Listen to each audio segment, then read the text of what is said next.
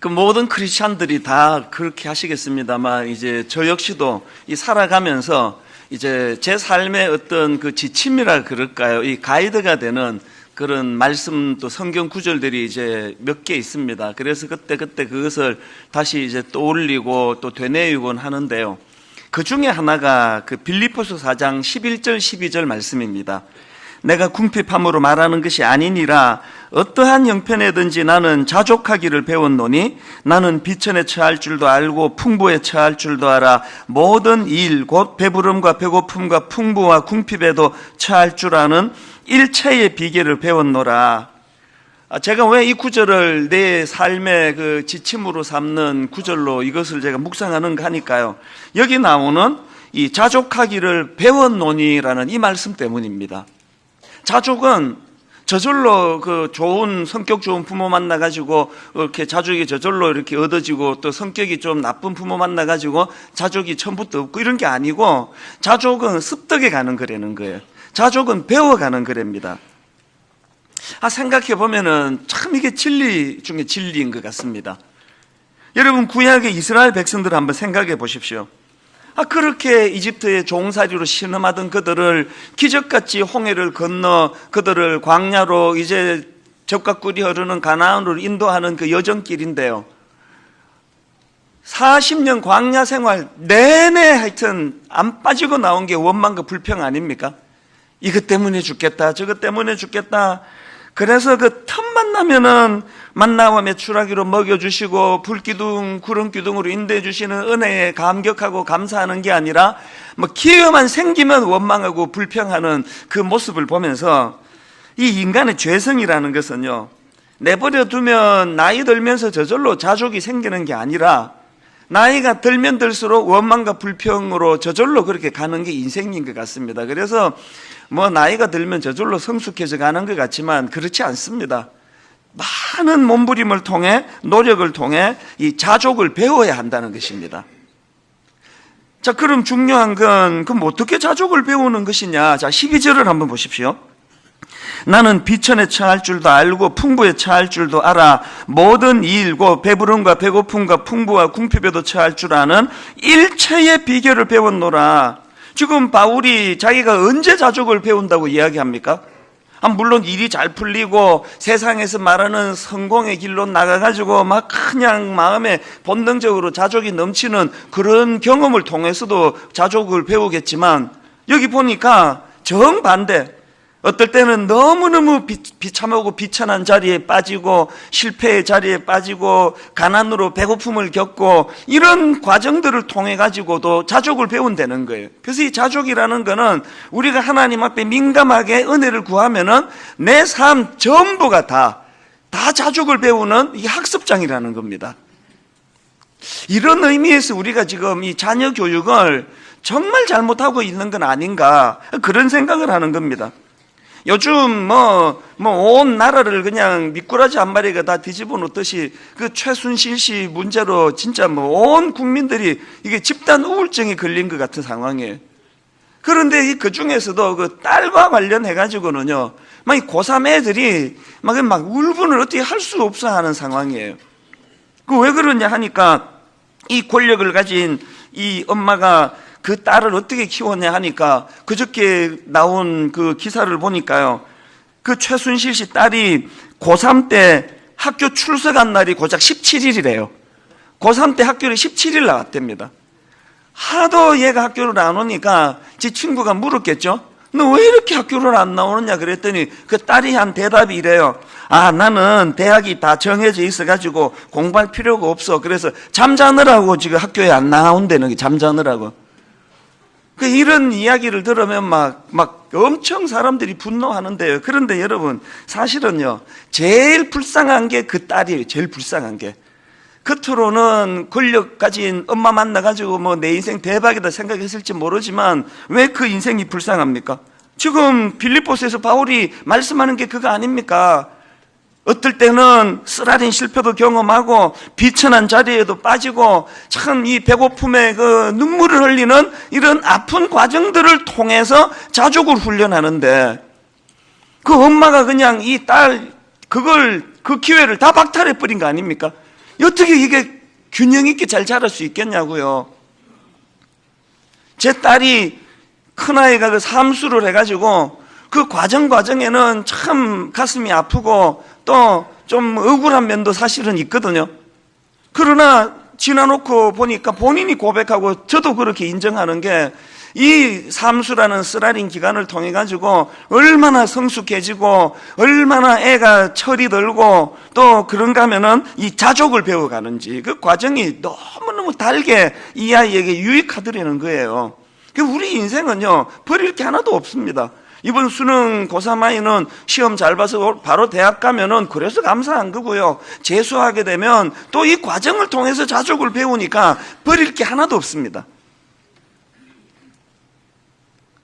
3년 그 큰아이 뒷바라지하고 작년에 대학 들어가서 허리를 펴려 하니까 둘째가 또 고3이 됐어요. 올 한 해 내내 또 그 자기 엄마가 그 수고를 많이 했는데요. 이제 목요일 날 수능 시험을 봤잖아요. 수요일 날 아침에 제가 얘를 데려다 주면서 이제 제가 이제 안심시키고 위로하느라고 이렇게 말했습니다. 너무 걱정하지 마라. 내일 수험장 들어가면은 이제 아빠가 네가 그동안 애쓴 만큼 결과가 나오도록 열심히 기도할게. 그랬더니 이 녀석이 화들짝 놀라면서 아빠 그렇게 기도하면 안 돼요. 내가 노력한 것 이상으로 나오도록 기도해야지. 노력한 만큼 나오도록 기도하시면 안 됩니다. 막 깜짝 놀라면서 그래가지고 제가 웃었거든요. 사실 얘가 들으면 또 화를 낼지 모르지만 저요 그렇게 얘가 원하는 대로 기도 안 했습니다. 하나님 얘가 준비한 만큼 결과 나오게 해달라고 저는 그렇게 기도했거든요. 하여튼 뭐 딸한테 큰 도움이 안 되는 아빠예요. 저는 제가 왜 이렇게 기도했을까요? 저는요 우리 딸이 목사 딸이래 가지고 하나님 나라의 이 특혜 이 목사가 기도하면은 뭐 잘 들어주셔가지고 맨날 그냥 그런 특혜를 누리면서 공부는 요만큼 했는데 결과는 이렇게 나오고 인생은 늘 형통하고 그럼 최순실 딸하고 다른 게 뭐냐는 거예요. 암만 목사 딸이지만 하나님 이 아이가 한 것 이상의 은혜는 안 주시면 좋겠습니다. 그래서 자기가 노력을 안 했으면 쓰라린 실패를 경험하고 참 내가 노력 안 하면 이런 아픈 일이 일어나는구나 이런 과정을 겪으면서 뭘 배운다고요? 자족을 배운다. 자족을. 오늘 이런 면에서 우리 부모들 특히 한국의 엄마들이요 그 이사야서에도 나와 있지 않습니까? 네가 물 가운데로 지날 때 내가 너와 함께 하겠다. 그 위험한 불 가운데로 지날 때 그것 때문에 네가 망하지 않도록 하겠다 하는데 애들이 뭐 물 가운데로 뭐 지나봐야 뭐 하나님 은혜를 알죠. 그거 엄마가 다 해줄게. 물 가운데로 불 가운데 위험한 데는 내가 다 해줄게. 너는 이제 공부만 해라. 그래가지고 막 대한민국의 엄마들 믿으면 막 하늘을 찌릅니다. 막 그런 불과 물을 통과하는 연단의 인물이 돼가지고 막 한국의 엄마들은 막 믿음이 엄청 좋은데요. 애들은 믿음이 하나도 없어요. 뭐 경험해 본 적이 있어요. 그래가지고 대한예수교 장로회 분당 우리 교회에서 가장 두려워하는 이단은요. 엄마교예요. 엄마교. 하나는 필요 없구나. 우리 엄마만 있으면 된다는 거 아닙니까? 지금 뭘 우리가 놓치고 있는 겁니까? 수능시험 끝나던 날 저녁에 나온 그 기사를 다 보셨죠? 저는 요 근래에 제일 감동을 받았습니다. 어떤 수험생 하나가 이제 시험 보러 갔는데 우리나라 이 수능은 무서운 거 아시죠? 핸드폰 갖고 들어갔다가 들키면은요. 바로 그 자리에서 시험 탈락이 되고요. 그게 다가 아니에요. 내년 시험 자기까지 박탈이 돼요. 이렇게 무서운 법을 갖고 있는 나라인데 그 수험생 엄마가 도시락을 싸주면서 어떻게 하다가 자기 핸드폰을 그 애 도시락에 떨어뜨린 거예요. 그럴 수 있지 않습니까? 그리고 얘가 이제 1교시 국어 시험을 보고 있는데 엄마가 싸준 도시락에서 전화벨이 울린 거예요. 아마 내 생각해 보니까요. 그 엄마가 이제 애 보내고 한숨 돌리고 전화기가 없어가지고 이게 어디 갔냐 그래서 확인 전화하느라고 번호벨을 아마 울린 것 같아요. 바로 그 자리에서 이 아이가 각서 쓰고 퇴장당했습니다. 더 가슴이 아픈 게요. 얘가 재수생이에요. 작년에 이미 그 쓰라린 아픔을 경험했던 그 기억이 있는 아이인데요. 1교시 치다가 중간에 쫓겨났습니다. 이게 얼마나 부모 원망이 되는 이야기겠냐고요. 그랬는데 여러분, 그날 저녁에 저는 진짜 감동을 받았습니다. 그렇게 쫓겨난, 시험장에서 쫓겨난 그 학생이요, 수험생들이 보는 어느 인터넷 카페에다가 이제 글을 올렸는데, 자기 심정의 글을 올렸는데요, 자기 엄마를 원망하고 자기 인생은 재수가 없다 막 그렇게 비관하고, 그런 글이 아니에요. 그런 글이 아니고 두 가지 거기다가 글을 썼는데, 하나는 뭐냐, 같은 교실에서 시험 본 그 딴 학생들에게 사과하느라고, 그 집중하는 시간에 전화벨 울려서 미안하다고, 그런 여유로운 그 사과의 글을 올리고, 또 하나는요, 자기는 원래 갖고 있는 꿈이 있기 때문에 괜찮다고, 내년을 기약할 거라고, 그렇게 하면서 그렇게 안도의 글을 거기다가 올렸는 걸 제가 기사를 보면서요, 야, 그 엄마가 누군지 몰라도 그 전화벨, 그 전화기 그 도시락에 빠뜨린 건 실수지만 애 진짜 잘 키웠다. 이 자족 아닙니까? 자기 실수 때문도 아니고 엄마 실수로 1년에 그 고생한 게 물거품이 된 그 상황에서도 이렇게 여유롭게 자족할 수 있는 게, 저는 이 집일 때 예수 믿는 집이면 좋겠는데 그럴 것 같아요. 그랬으면 좋겠어요. 오늘 우리가 자녀들에게, 또 우리 자신에게 이런 자족이 있습니까? 어떤 상황에 처하든지 간에 그 상황을 딛고 넘어설 수 있는 힘, 이 자족은요, 하나님이 내게 허락하신 모든 내 생활 가운데 거기서 제가 배워서 얻을 수 있는 힘이, 이게 자족이라는 겁니다. 그런데 여기서 한 가지요, 그러면 이 자족이라는 것이, 또 감사라는 것이 그렇게 어떤 상황에서든지 그 상황을 뛰어넘는 능력이고, 또 그 자족은 배우는 것이라면, 그러면 여기서 전제가 뭡니까? 이 자족에도, 감사에도 등급이 있을 거 아닙니까? 그냥 이렇게 세트로 확 주어지는 거는 차등이 없지만, 이 배워나가는 것이라면 고등학문이 있고 저등학문이 있듯이 이 자족에 대해서도, 이 감사에 대해서도 이게 등급이 있다는 생각을 제가 한 거예요. 그러고 보면은요, 이 얕은 감사가 있느냐 하면은 깊은 감사가 있고요, 또 덜 성숙한 감사가 있는가 하면은 더 성숙한 감사가 있는 거 아닙니까? 그 바탕에는 내가 어느 정도 이 자족을 배웠는가, 그것이 결정해 주는 거 아니겠습니까? 제가 오늘 본문을 이런 관점으로 좀 독특하게 좀 바라봤는데요. 자, 오늘 본문 요한복음 7장 37절을 한번 보십시오.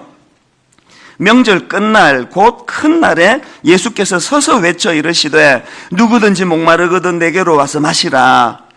유명한 말씀인데요, 중요한 건 예수님이 이 말씀을 언제 외치셨나? 이 명절 끝날에 외쳤다는 거예요. 여기 나오는 명절은 이스라엘의 3대 절기 중에 하나인 초막절입니다. 초막절. 무슨 근거로 그렇게 말할 수 있느냐? 요한복음 바로 그 앞에 나오는 요한복음 7장 2절을 보십시오. 유대인의 명절인 초막절이 가까운지라. 이 초막절은 이스라엘의 3대 그 명절인데요. 자, 신명기 16장 16절에 보니까 너희 가운데 모든 남자는 1년에 3번 곧 무교절과 칠칠절과 초막절에 내 하나님 여호와께서 택하신 곳에서 여호와를 배웁되 빈손으로 여호와를 배웁지 말고. 여기 나오는 무교절, 칠칠절, 초막절, 이게 3대 절기 명절인데요. 근데 이 이스라엘의 이 절기가 이게 헷갈리는 게 뭐냐면 이름이 하나만 있는 게 아니에요. 예를 들면은 이 본문에 나오는 이 초막절을 또 수장절이라고 그렇게 부르기도 하는 겁니다. 출애굽기 23장 16절입니다. 맥추절을 지키라. 이는 내가 수고하여 밭에 뿌린 것의 첫 열매를 거두음이니라. 수장절을 지키라. 이렇게 나오거든요.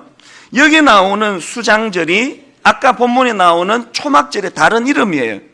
그 왜 헷갈리게 그 같은 명절을 이름을 이렇게 다르게 그 부르느냐? 그 왜 그러냐 하니까요. 원래 이 구약의 절기, 이 명절들은 이 농사와 관련된 그런 절기인데요. 거기다가 이 하나님의 은혜, 이 과거에 주신 은혜의 역사, 이거를 더 덧붙여가지고 결부시켜가지고 만든 게 구약의 명절이거든요. 방금 읽어드린 출애굽기 23장 16절을 이 관점을 한번 보십시오. 맥추절을 지키라. 이는 내가 수고하여 밭에 뿌린 것의 첫 열매를 거둠이니라. 수장절을 지키라. 이는 내가 수고하여 이룬 것을 연말에 밭에서부터 거두어 저장함이니라. 여러분, 여기 나오는 맥추절, 수장절, 이게 다 지금 농사랑 연관이 있는 걸 알 수 있는 거 아닙니까? 그렇게 1년 중에 이제 마지막 추수 때, 마지막 추수에 대한 하나님께 드리는 감사가 이게 수장절인데요. 이걸 광야 생활에, 자기 조상들의 광야 생활에 하나님이 어떤 은혜를 주셨는가로 결부시켜가지고 이게 초막절이 된 거예요. 그러니까 오늘 본문에 나오는 명절 끝날, 또 그 다음에 수장절, 또 그 다음에 초막절, 이게 사실은 다 한 이야기예요. 이게 한 절기인데 이렇게 지금 각각 다르게 표현이 되는데, 제가 이제 이 추수감사절을 맞이해가지고 묵상하다가 여기에서 제가 포인트 하나를 찾아낸 거예요. 이게 뭐냐 하니까요, 우리가 삶 속에서 하나님께 드려야 될 이 감사의 3단계, 이 이름에서 제가 이거를 이제 뽑아냈는데 이걸 한번 살펴보려고 합니다. 자, 여러분, 우리가 이 땅을 살아가면서 하나님께 드려야 될 이 3단계 감사가 있는데요. 첫 번째 단계, 제일 낮은 단계의 감사가 뭐냐? 이게 수장절적인 감사예요.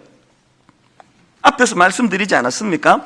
이 수장절이라는 것은 이 농사예요. 수고하여 뿌린 것이 이렇게 참 결실이 되고 열매가 맺어지는 것에 대한 이 감사, 이거를 표현하는 절기가 수장절이에요. 그래서 이 수장이라는 뜻 자체가 열매를 거두어 곳간에 저장한다, 그런 의미거든요. 그러니까 1단계 우리가 감사해야 될 이 수장절적인 감사는 어떤 거예요? 현재적인 감사. 참 이번 여름, 이번 또 봄, 이렇게 어렵고 저렇게 힘든 가운데에서도 하나님이 은혜 주셔서 올 한 해 참 여기까지 올 수 있었다, 이게 수장절적인 감사예요. 일상 속에서 하나님께 드리는 감사. 그런가 하면은 1단계를 이제 뛰어넘어가지고 우리가 2단계로 감사해야 될 감사가 뭐냐 하니까 초막절적인 감사입니다. 초막절은 그 수장절의 다른 이름이라고 말씀드리지 않았습니까? 이제 한 해의 농사를 돌아보면서 참 감사하는 그 수장절에 그치지 않고 자기 조상들이 홍해를 건너는 과정에서 광야 생활할 때 하나님이 어떤 은혜를 주셨던가를 기억하고 그걸 감사하는 게 초막절이라고 그러지 않았습니까? 그래서 이스라엘 백성들은 이 초막절에 예루살렘 성전을 순례해야 되는데요, 예루살렘으로 가는 그 여정에 초막을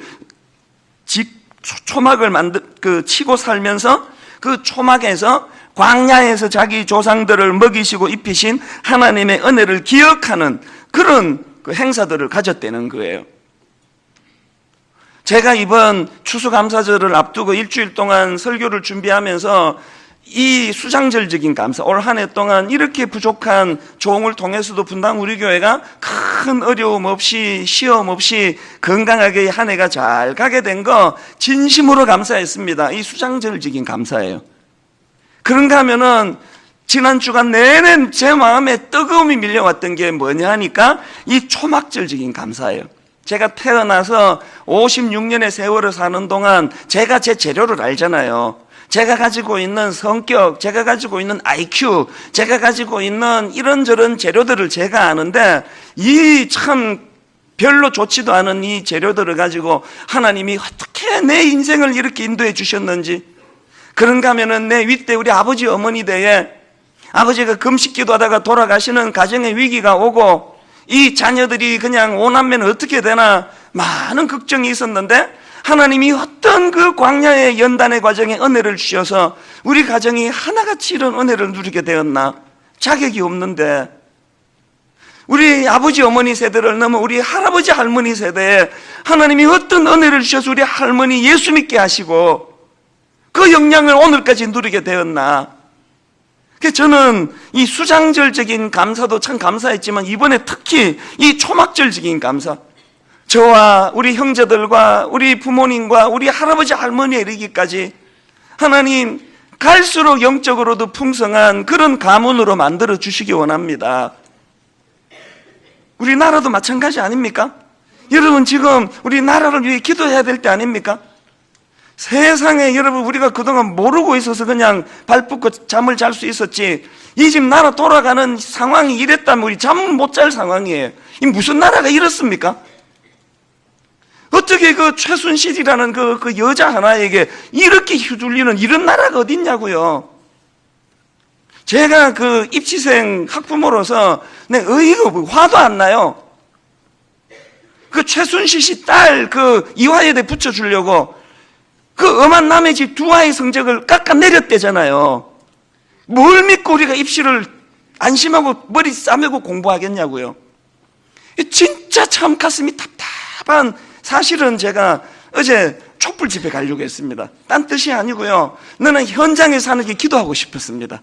하나님이 이렇게 그냥 울분을 가지고 모여든 이 현장에 하나님 함께 해주시고, 이렇게 부실한 나라 가운데 눈물로 모여든 이곳에 이게 하나님 또 여러분 우리 세월호 때 겪었잖아요. 이 시스템을 바꿔요. 시스템을. 세월호 때 그냥 이 시스템을 바꿔야 될 좋은 기회를 미친 듯이 싸우다가 지금 바꾸어진 시스템이 하나도 없잖아요. 지금 이게 또 이렇게 갈까봐. 그래서 하나님 이게 뭐 여당 야당 할 거 없이 보수 진보 할 거 없이 모두가 머리를 모아가지고 우리가 만들어야 되는 시스템이에요.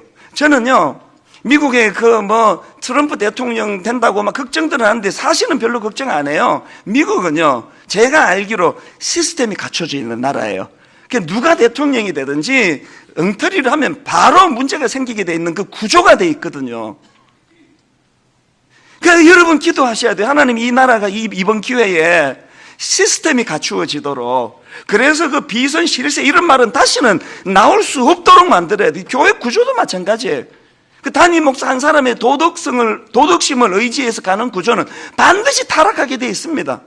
담임 목사가 함부로 손도 못 대는 시스템이 만들어져야 되거든요. 이런 게 하나도 안 갖춰져 있는 이 나라가 한강의 기적을 이루고 지금까지 이렇게 나라가 굴러가고 이렇게 가는 거, 이게 바로 하나님의 은혜 아닙니까? 이걸 깨닫는 게 이게 초막절적인 감사예요. 우리가 잘나고 똑똑해서 이렇게 된 거 아닙니다. 우리 가정도 마찬가지예요. 그 옛날 우리 어른들이 늘 은혜로 그 눈가가 촉촉해지시면서 부르시던 그 찬양이에요.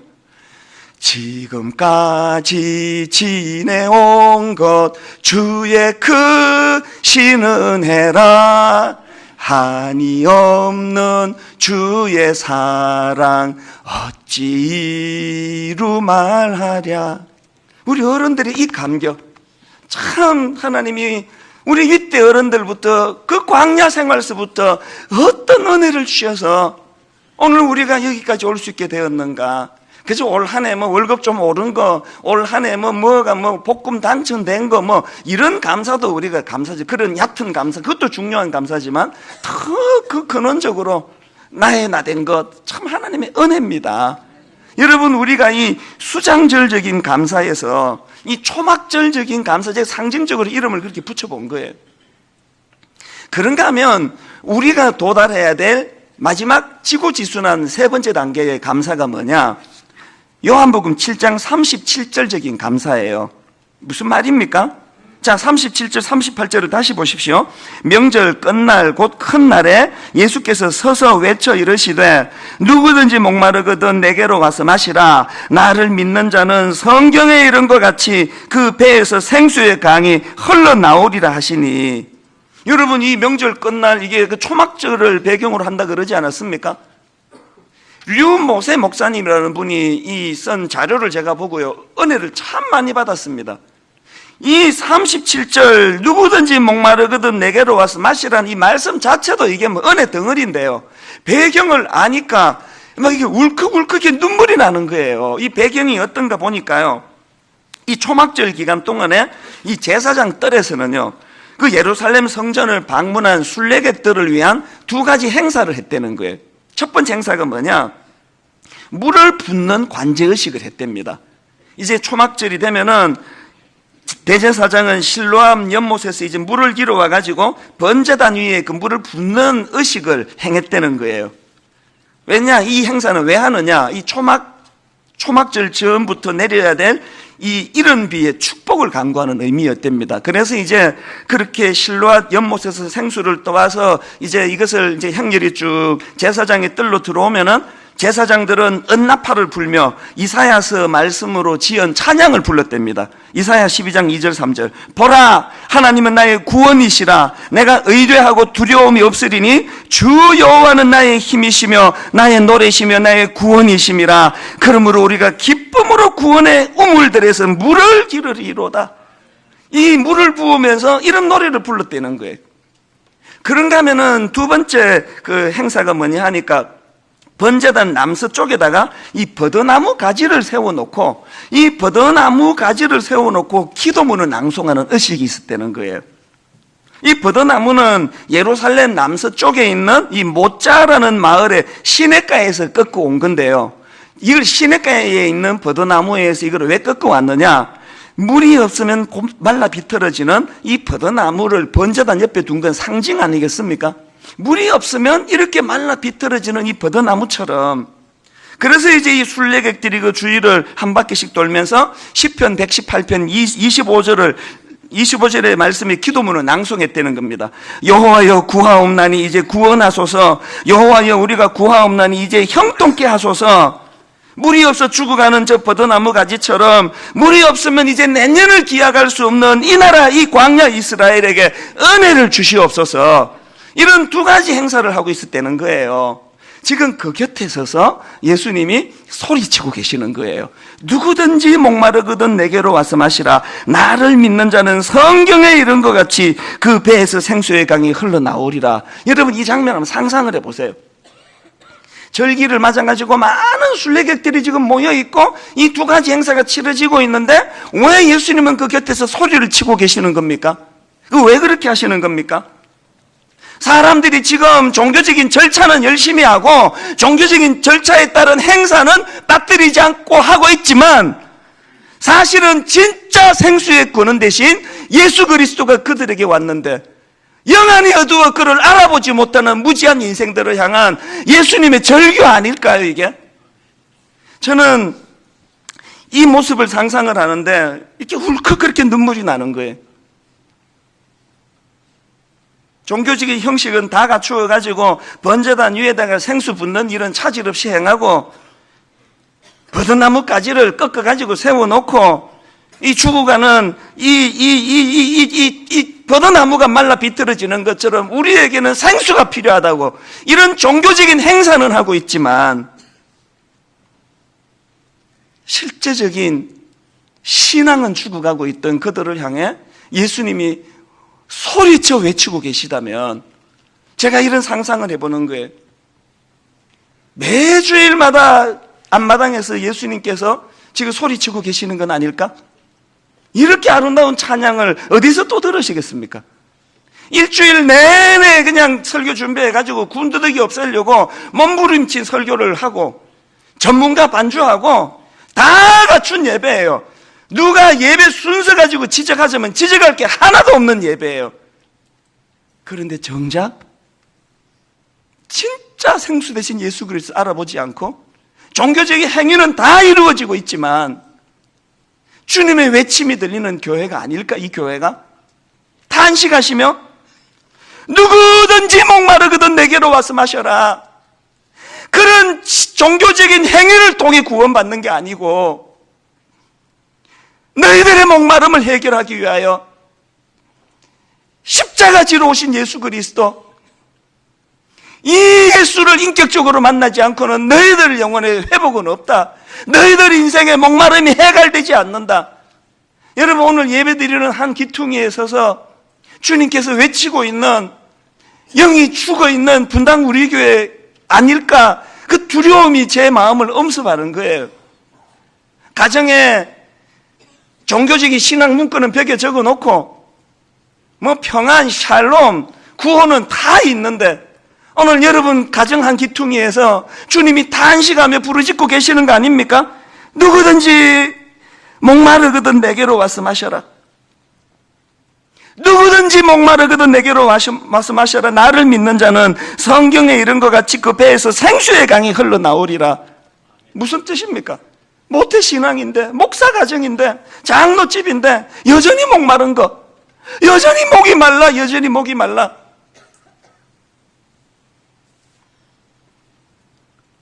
여러분, 이 세 번째 단계가 왜 감사일까요? 그 영적으로 죽어있던 그 이스라엘 백성들을 포기하지 아니하시고 한 기퉁이에서 소리치고 계시는 그 주님의 모습, 그 은혜 아닙니까? 우리 포기하지 아니하시는 그 하나님, 그 은혜 아닙니까?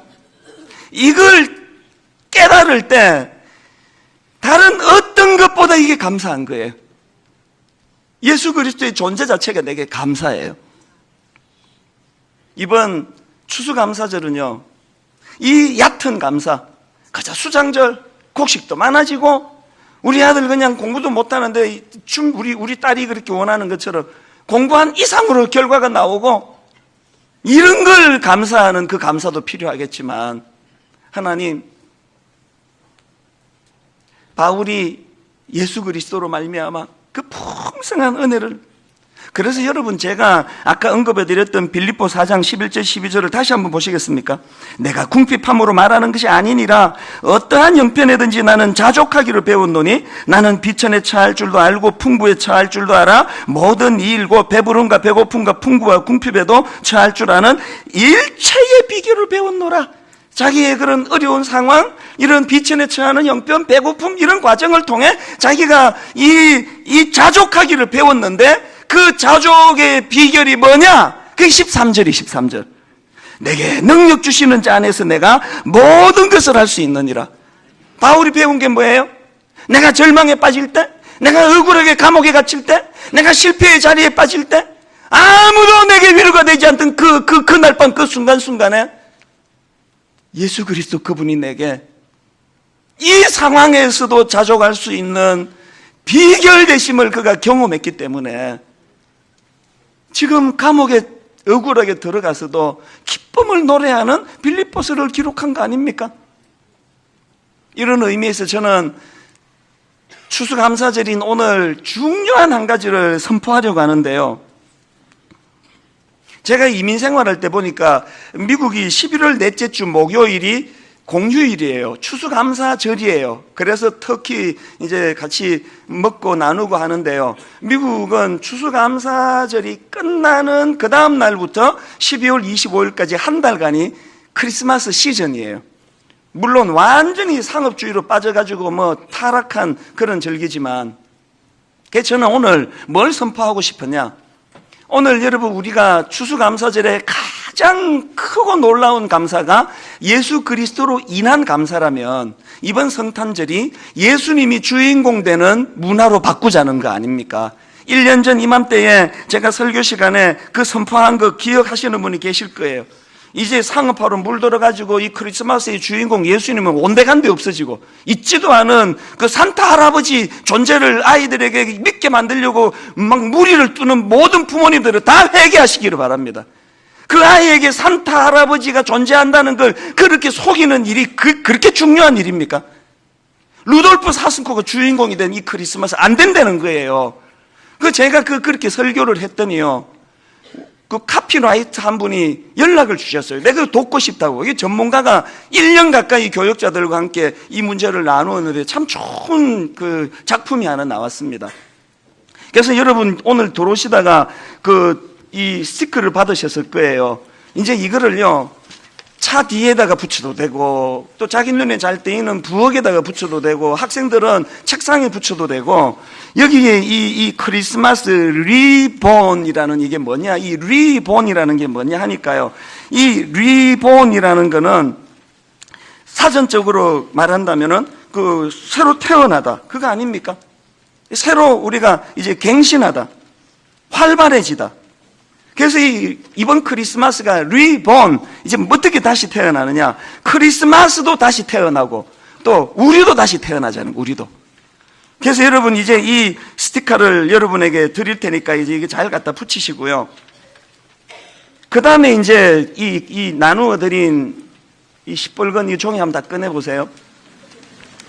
여기에 지금 이 가이드북에 보니까요, 사랑과 나눔으로 다시 태어나는 크리스마스 리본, 이렇게 되어 있는데요. 2016년 전 그날 사랑을 전하러 온 예수님의 탄생으로 세상이 다시 태어난 것처럼 이번 크리스마스는 예수님의 뜻을 기억하고 실천하는 당신과 함께 다시 태어납니다. 사랑과 나눔, 크리스마스 정신을 이어갑니다. 크리스마스 리본, 이런 설명이 있고요. 그 세 가지 이번에 저희가 만든 구호가 있습니다. 리본은 드림입니다. 리본은 섬김입니다. 리본은 누림입니다. 이걸 제가 간단하게 설명을 드릴게요. 한 장을 넘겨보시면요. 리본은 드림입니다. 이게 뭐냐? 이 드림에 이런 설명이 있죠. 나의 욕구를 채우는 삶에서 이웃의 어려움을 채우는 삶으로. 그래서 여러분 여기에 지금 38개의 기관을 여기다가 열거해 드렸는데요. 맨 위에 주사랑 공동체는 이게 뭐냐 하면은 이 교회가 너무너무 귀한 게요. 이 베이비 박스라고 이제 미혼모가 아기를 낳아서 기를 수가 없다. 그러면 이 베이비 박스에다가 이 아기를 넣고 가면은 이 아이를 길러주는 데가 이 단체예요. 제가 참 그 마음이 아팠던 게 뭐냐 하면은요. 어떤 미혼모가 아이를 낳고는 눈물로 이 베이비 박스에다가 이 애를 이제 버리고 갔습니다. 그리고는 견디다 이 아이를 되찾아갔대요. 그 미혼모가. 근데 제가 이번에 발견한 게 뭐냐 하니까 그렇게 이제 이 미혼모가 아이를 다시 키우려 결심을 하면은요. 그 베이비 케어 키트라고요. 분유가 필요하고 기저귀가 필요하고 또 물티슈가 필요하고 애기 옷이 필요하고 이런 것들을 한 세트로 묶어 놓는 이게 한 10만 원에서 20만 원 정도 들어간다. 이게 한 달 아이를 키우는데 들어가는 비용이래요. 이번 성탄절날 여기에 1번 주사랑 공동체 교회에서 우리가 이 베이비 케어 키트, 분유, 기저귀, 옷, 물티슈 이거 우리 미혼모들에게 장만해 주자는 거거든요. 여러분 우리가요 10만 원 혹은 20만 원 하면 미혼모 한 달 아기를 키울 수 있는 돈이에요. 우리가 2달, 3달, 4달 우리가 이걸 하자는 거예요. 1번부터 지금 38개 기관 맨 마지막에 푸드 스마일즈 우양이라는 어려운 이웃에게 먹거리를 돕고 노인 어르신들에게 신선한 김치, 밑반찬 이런 지원하는 이 단체에 이르기까지 이번 성탄절날 우리가 탐심에 쩔어가지고 내가 누리고 즐기는 크리스마스에서 어려운 이웃을 필요를 채우는 크리스마스로 이게 한 5억 좀 더 들어가는 비용입니다. 엄청난 금액이지만 저 확신합니다. 이거 다 채울 수 있으라고 저는 믿습니다. 그래서 이제 한 2주 지나면요. 크리스마스 양말을 여러분께 선물로 드릴 거예요. 거기에 아이들에게 자녀 교육을 하세요.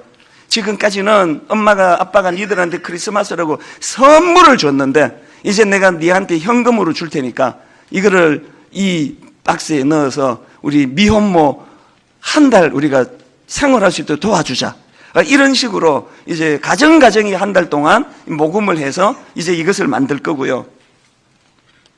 또 하나 예를 들면은 여기 군 네이버스도 들어가 있는데요.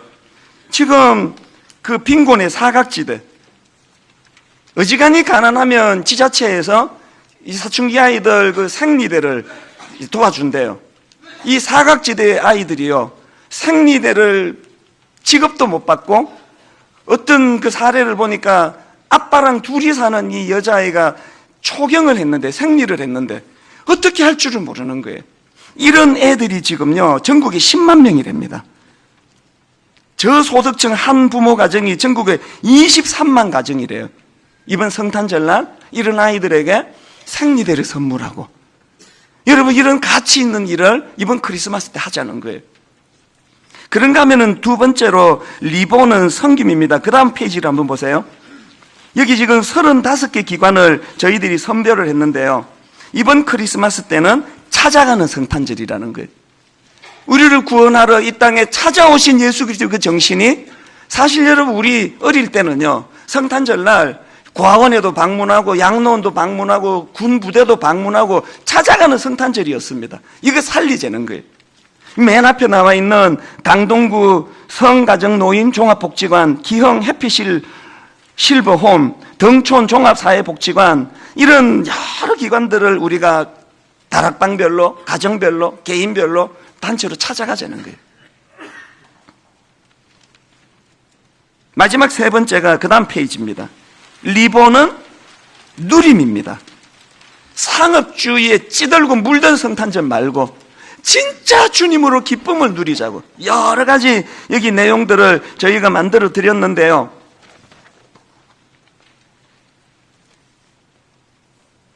이제 한 달 동안 가족들이 모여서 의논하세요. 교회가 시킨 대로 하는 크리스마스 말고 이번 크리스마스를 어떻게 우리가 누릴 것인가. 관계가 서먹서먹했던 이웃을 집으로 초청하기, 너무 고마웠던 이웃을 또 집에 초청하기, 다락방별로 교제하기, 가정별로 여기 드린 몇 가지 사례를 가지고요. 그래서 이제 이번 크리스마스는 그리스도 안에서 주님이 주인공 되는 진짜 누림이 있도록. 그래서 제가 앞에 여러분 이거 한번 보십시오. 나만의 크리스마스 리본은 무엇입니다. 찾아도 없습니다. 안 드렸어요. 이거는 곧 드릴 거예요. 여기에 여러분들이 가정에서 한번 작성해 보라는 거예요. 예를 들면 이런 거예요. 나만의 크리스마스는 강동구 노인 종합복지관입니다. 이제 우리 가정이 이제 이 크리스마스 때 이 어른들을 좀 섬겨야 되겠다. 또 이런 거예요. 나만의 크리스마스 리본은 나눔, 섬김, 드림입니다.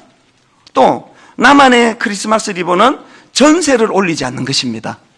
우리 교회 어떤 성도가요, 분당 우리 교회 어떤 성도가 목사님 설교 듣고 진짜 전세값을 안 올렸다고 직장에서 그 얘기를 했더니 깜짝 놀라면서 그런 일이 있대? 그 다음 어떤 사람 말이 무서운 이야기예요. 교회가 원래 다 그래야 되는 거 아닌가? 크리스마스 때 예수님이 주인공 되시는 성탄절이 되기를 바랍니다. 결론을 맺습니다. 오늘 여러분 이 추수감사절날 수장절적인 감사, 초막절적인 감사, 요한복음 7장 37절적인 감사, 맨 마지막에 예수 그리스도가 그 존재가 내게 감사인 그런 추수감사절을 보내는 저와 여러분 되시기를 바랍니다. 기도하고 마무리하겠습니다. 하나님 아버지, 주님의 정신은 온데간데 없고 추수감사절, 성탄절, 껍데기만 남은 행사만 남은 참 가슴 아픈 현실입니다. 제대로 추수감사절의 의미를 살리는 교회 되게 하시고 이번 한 달 동안 성탄절의 의미를 살려내는 교회 되게 하여 주시옵소서. 주인공 되시는 주님이 함께 기쁨을 누리는 축복이 있는 축제 같은 성탄절 한 달 내내 이루어지도록 은혜 주시옵소서. 주님 앞에 이 추수감사절의 기쁨을 작은 헌금으로 표현하기를 원합니다. 드리고 싶은데 경제적인 어려움 때문에 드리지 못하는 성도님들 주님 위로해 주시고, 네 마음 내가 다 받았다, 조금도 마음 쓰지 마라, 주님의 위로가 있는 그런 시간이 되게 하여 주시옵소서.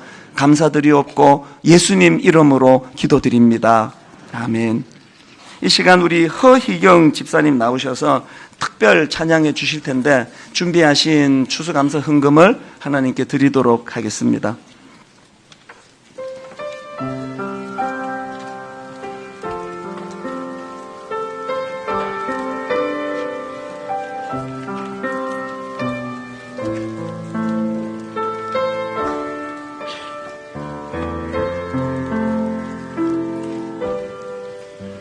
오늘 아침 햇살에 눈뜨게 하심에 감사 감사 감사. 일용할 양식과 매일의 은혜에 감사 감사 감사. 아이의 웃음과 청년의 두려움도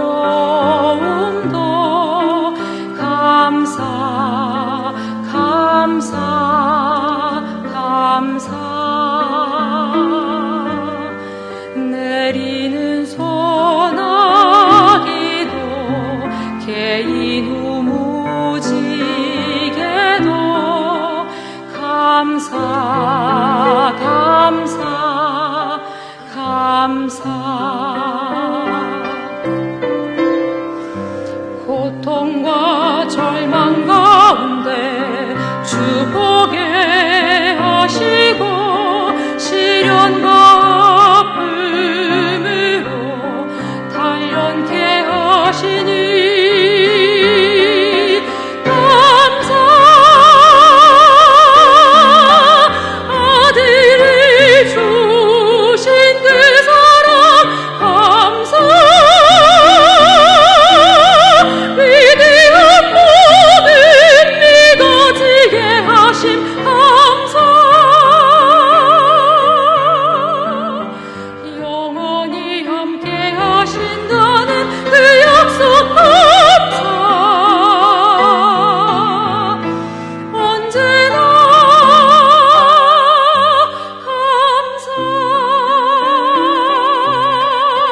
언제나 나의 입술에 감사 넘치기를.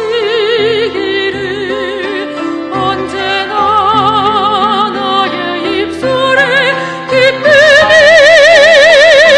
넘치기를.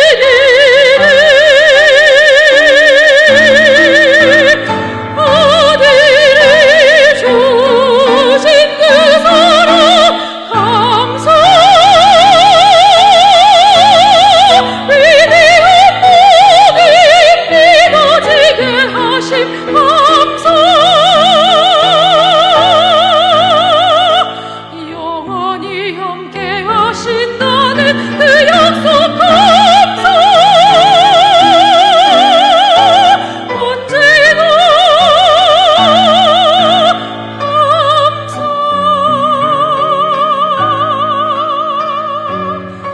언제나 감사.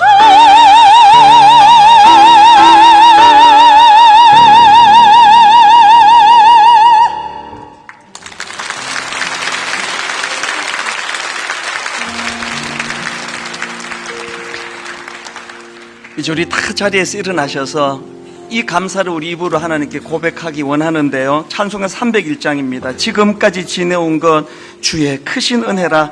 가사를 생각하시면서 감사함으로 찬양합니다. 지금까지 지내온 것, 지금까지 지내온 것 주의 크신 은혜라. 한이 없는 주의 사랑 어찌 이루 말하랴. 찬하게 난 주의 손이 항상 살펴주시고 모든 일을 주 안에서 몸도 맘도 연약하나 몸도 맘도 연약한 새 힘받아 살았네. 물 붓듯이 부으시는 주의 은혜 족하다. 사랑 없는 거리에 나 험한 산길 헤맬 때 주의 손을 굳게 잡고 찬송하며 가리라. 우리에게 이 소망이 있습니다. 주님 다시 배울 날이 날로 다가와 무거운 짐 주께 맡겨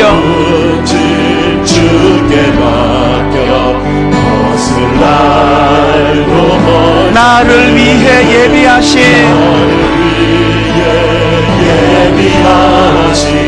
고향집